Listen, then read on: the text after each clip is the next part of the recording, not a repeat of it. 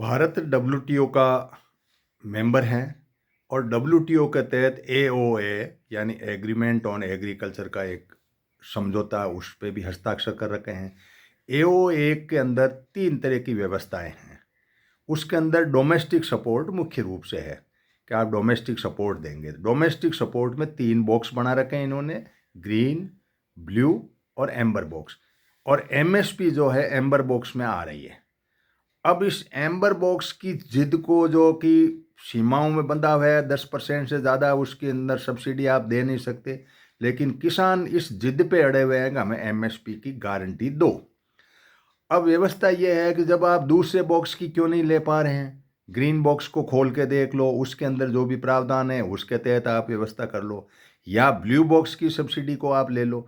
Blue box और green box की मांग नहीं करना किसानों की, ये कुछ अचंभा सा लगता है कि आप एक एम्बर बॉक्स के अंदर, जबकि मना है अंतर्राष्ट्रीय समझौते के तहत, तो आप एमएसपी क्यों मांग रहे हैं। इनके सवाल हमें ढूंढना पड़ेगा। एओए का एग्रीमेंट पूर्णतः पढ़ना पड़ेगा। हम लोग शाम को एक स्पेस लगाते हैं, उसमें विशेष रूप से इन बातों का पूरा डिस्कशन करते हैं। और मुद्दा यहाँ पे ही नहीं रुकता है, हम इस बात पे ऊपर भी पहुँचना चाहते हैं कि भाई आप कोई भी मांग ऐसी हो जो व्यवहारिक हो। आपको पैसे लेने हैं, आपको भाव लेने हैं, बात तो इतनी सी है, इससे ज़्यादा तो कुछ भी नहीं है।